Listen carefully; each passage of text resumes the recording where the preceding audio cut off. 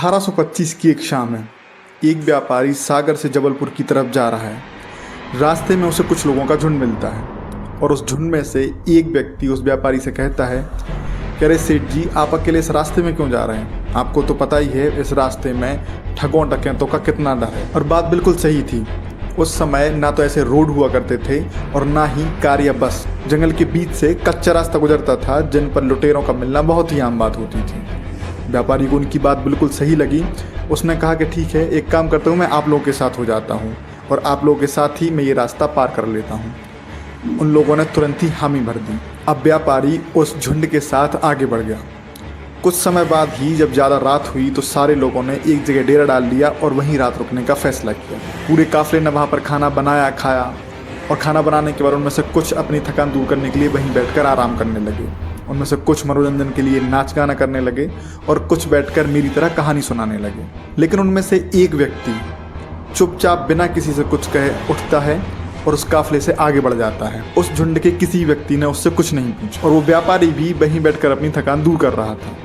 थोड़ी देर बाद झुंड का एक व्यक्ति चुपचाप उठता है और व्यापारी के जस्ट पीछे जाकर बैठ जाता है। और उसको बैठे हुए कुछ ही देर हुई थी कि सामने बैठा एक और व्यक्ति धीरे से बोलता है कि तम्बाकू लाओ। लेकिन सच में उसने कोई तम्बाकू नहीं मांगी थी, वो एक इशारा था। और ये इशारा पाकर व्यापारी के पीछे बैठे हुए व्यक्ति ने अपनी धोती में से एक पीला रुमाल निकाला और उस व्यापारी के गले में फंसा दिया।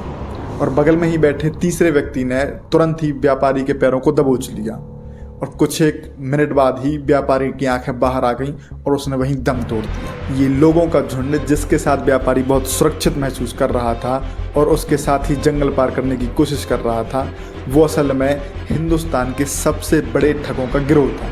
उस व्यापारी को मारने के बाद उस गिरोह का चौथा व्यक्ति आता है और उस व्यापारी के घुटने, कोहनी और गर्दन के जॉइंट्स को तोड़ देता है और फिर उसकी लाश को अपने कंधे पर लेकर आगे बढ़ जाता है। अब आपको याद होगा कि वो व्यक्ति जो चुपचाप यहाँ से उठ के आगे चला गया था, वो असल में यहाँ आके व्यापारी की कब्र तैयार कर रहा था। वो व्यक्ति जो व्यापारी को यहाँ तक लेकर आया था, व्यापारी को नीचे ज़मीन पर रखता है और उस व्यापारी के पेट में धारदार चाकू से एक लंबा चीरा लगाता है। उसके बाद उस व्यापारी को एक गठरी की तरह उस गड्ढे में गाड़ देता है। अब आपके मन में कुछ सवाल उठ रहे होंगे कि जब व्यापारी मर ही चुका था तो उसके घुटने, कोहनी और गर्दन के जोड़ों को क्यों तोड़ा गया और उसके पेट में धारदार चाकू से एक लंबा चीरा क्यों लगाया गया? तो ये सारे सवालों के जवाब आपको आगे की कहानी सुनने के बाद समझ में आ जाएंगे। तो आप सुन रहे हैं 1800 से 1830 तक हिंदुस्तान में फैले सबसे खतरनाक ठगों की कहानी, जिन्होंने लोगों को लूटने के लिए हजारों लोगों को मारा और फिर उनको अजीब तरीके से ज़मीन में गाड़ दिया और सालों तक किसी को भी इसकी भनक नहीं लगने दी। घटना की शुरुआत होती है 1822 में, जब ईस्ट इंडिया कंपनी ने विलियम हेनरी स्लीमन को नरसिंहपुर डिस्ट्रिक्ट का मजिस्ट्रेट बनाकर भेजा था। स्लीमन एक बहुत ही कुशल और चतुर अफसर था। स्लीमन के ज्वाइन करने के बाद उसके सामने एक अजीब घटना सामने आई। उसने देखा कि एक शहर से दूसरे शहर जाने वाले रास्ते से कई मुसाफिर गायब हो रहे थे। उस जमाने में रोड या कार, बाइक नहीं हुआ करते थे। एक शहर को दूसरे शहर से जोड़ने के लिए कच्चे रास्ते थे जो जंगल से होकर गुजरते थे और इन्हीं जंगलों में डाकू या चोर लुटेरों का मिलना बहुत आम बात होती थी। चोर लुटेरे आते और बंदूकों और चाकुओं से लोगों की हत्या करते और सारा पैसा और गहने लूट कर चले जाते थे और इस घटना की खबर पूरे इलाके में आग की तरह फैल जाती थी। लेकिन स्लीमन के सामने जो मामला था उसमें लोग मारे नहीं जा रहे थे, सिर्फ गायब हो रहे थे, वो भी बहुत रहस्यमयी तरीके से, और इसका किसी के पास कोई जवाब नहीं। जब स्लीमन ने इस मामले की तहकीकात की तो उसमें से एक पैटर्न निकल कर आया। जो लोग गायब हो रहे थे उसमें से ज़्यादातर लोग अंग्रेजी हुकूमत के सिपाही थे, हिंदुस्तानी सिपाही जो अंग्रेजी फ़ौज में काम करते थे। ये सिपाही साल भर अपनी नौकरी करते थे और जब छुट्टी लगती थी तो साल भर की तनख्वाह लेकर अपने घर निकल जाते थे और फिर कभी वापस नहीं आते थे। रिकॉर्ड रखने वाले अंग्रेजी अफसर इन सिपाहियों के नाम के आगे लाल स्याही से डिजर्टर लिख देते थे, जिसका मतलब होता था भगोड़ा। कंपनी के अफसर ये समझ लेते थे कि ये लोग फौज छोड़कर भाग गए, लेकिन विलियम को कुछ अजीब लगा। उनके अनुसार 2, 4 या 10 लोग भाग सकते हैं, लेकिन सैकड़ों की तादाद में नहीं। इन लोगों के गायब होने के पीछे कुछ तो रहस्य था जो विलियम स्लीमन को सुलझाना था। स्लीमन के मन में इस घटना को लेकर बहुत से सवाल उमड़ रहे थे। उस समय लोग ज़्यादातर समूह में सफ़र करते थे और समूह 10 से लेकर 20-25 लोगों तक का होता था। तो अकेले व्यक्ति के गायब होने को ये समझा जा सकता है कि उसे किसी जंगली जानवर ने खा लिया, लेकिन एक साथ 20 से 25 लोग गायब होना ये कोई आम बात नहीं थी। स्लीमन ने इस घटना के बारे में और जानने के लिए उन इलाकों के कोतवालों और जमींदारों को बुलवाया और इस घटना के बारे में उनसे पूछा, लेकिन उन जमींदार और कोतवालों ने उसे बताया कि मजिस्ट्रेट साहब, हमारे इलाके में तो कोई ऐसी घटना नहीं होती और कोई लूटपाट या चोरी के मामले भी हमारे सामने नहीं आए हैं। हो सकता है मुसाफिर को शायद कोई जंगली जानवर खा गया हो। लेकिन स्लीमन समझ गया था ये कोतवाल और जमींदार झूठ बोल रहे हैं और हो ना हो ये लोग भी इस रहस्य में शामिल हैं। लेकिन अब समझ नहीं आ रहा था कि इस गुत्थी को कैसे सुलझाया जाए। फिर स्लीमन ने एक तरकीब निकाली। उसने अपने कुछ बहुत ही चतुर और बहुत तेज सिपाहियों को भेष बदलकर आम लोगों के बीच जाके शामिल होने के लिए कहा। भेष बदले हुए सिपाही मुसाफिरों के साथ मिल गए और सरायों, मुसाफिर खानों और आमराइयों में जा बैठे। वहां जाकर वो बातों ही बातों में इस रहस्य का पता लगाने की कोशिश करने लगे कि आखिर इतने सारे मुसाफिर गायब कहाँ हो रहे और इन लोगों के पीछे कौन सा रहस्य या कौन से रहस्यमयी लोग हैं। थोड़ा समय लगा, लेकिन फिर उड़ती उड़ती जानकारी सिपाहियों को मिली। जो जानकारी मिल रही थी उसमें एक नाम सामने निकल कर आया जिसको बोलते हुए मुसाफिरों के होठ कांपने लगते और उसका नाम बोलने से पहले मुसाफिर अपने चारों ओर देख लेते कि कोई उनको सुन तो नहीं रहा है।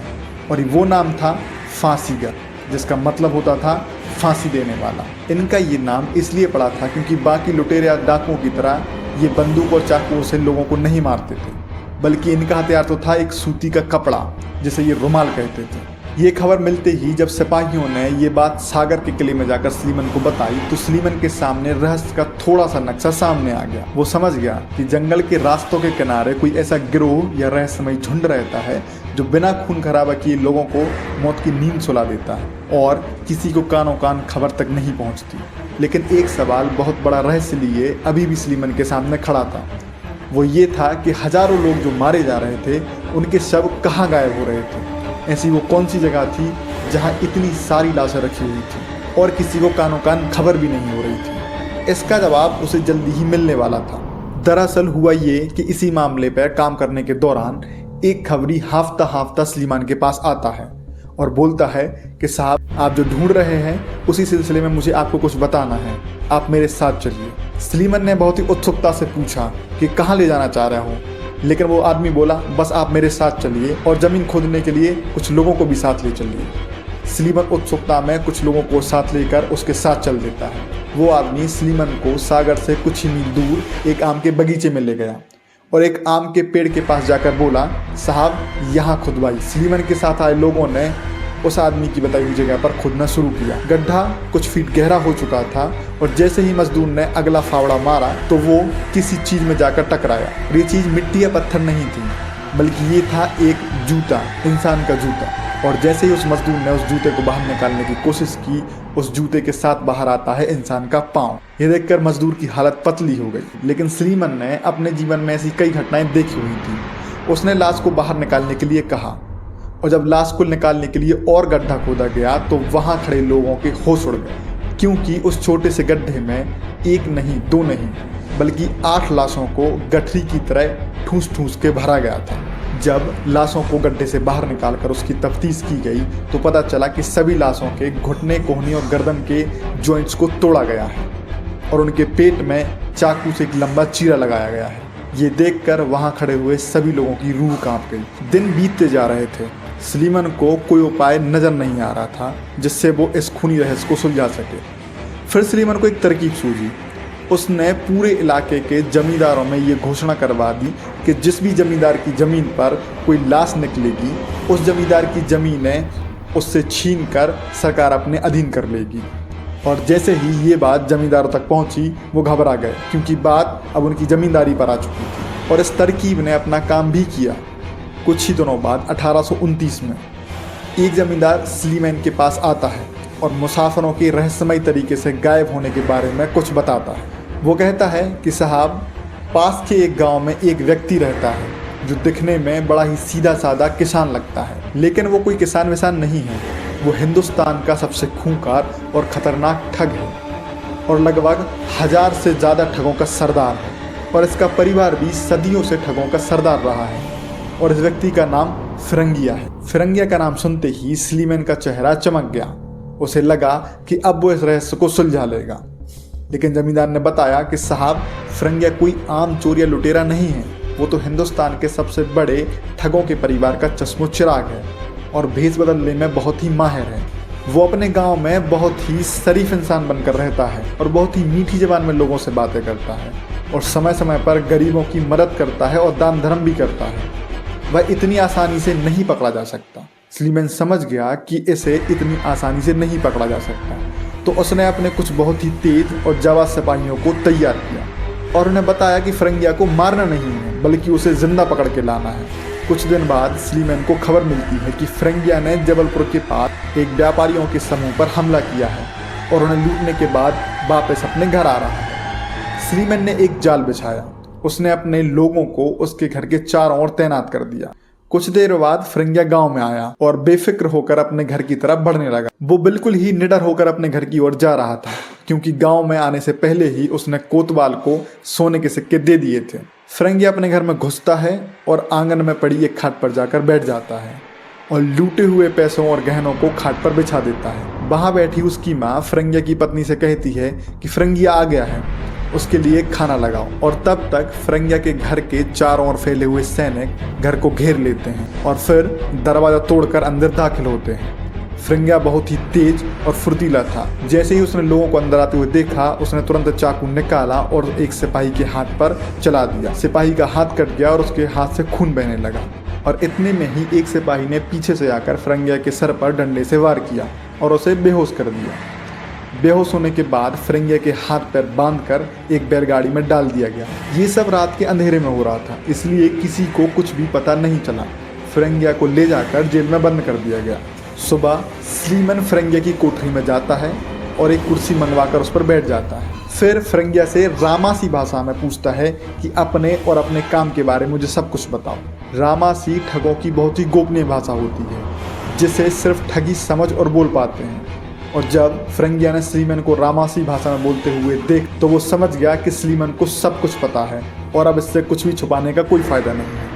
और फिर फिरंगिया ने वो रहस्य बताना शुरू किया कि जिसको सुनकर किसी भी आदमी की रूह कांप सकती। वो बताता है कि साहब, हम ठग हैं और ऐसा नहीं है कि मेरे घर में सिर्फ मैं ही इस हत्या और ठगों वाले धंधे में आ गया हूँ, बल्कि ये हमारे परिवार में सैकड़ों सालों से चला आ रहा है और ये सब हम बड़े ही गर्व के साथ करते हैं। ठगों के घरों में जब कोई बच्चा पैदा होता है, उसका खुद का बाप उसे ठगों के गिरोह में शामिल करता है और खुद ही उसे ठग बनने की ट्रेनिंग देता है। ठगों के गिरोह में अलग अलग ओहदे होते हैं जिनका अलग अलग काम होता है। गिरोह के सबसे चालाक, चतुर और बातों में माहिर ठग को सोथा कहते हैं। सोथा का काम मुसाफिर को बातों में फंसा के अपने साथ करना होता है। सोथा इतने शातिर होते हैं कि बातों ही बातों में पता कर लेते हैं कि कौन से मुसाफिर के पास कितना पैसा या सोना चांदी है और कौन से मुसाफिर के पास हथियार है। और गिरोह का दूसरा ठग होता है लुग्गा, जो लोगों की कब्र खोदने का काम करता है। जैसे ही गिरोह रात को मुसाफिर के साथ रुकने का तय करता है और उसे मारने का ठिकाना तय कर लेता है, ये लुग्गा काफिले के आगे थोड़ी दूर निकल जाता है और किसी बगीचे में या नदी के किनारे लाश को गाड़ने के लिए गड्ढा खोद देता है।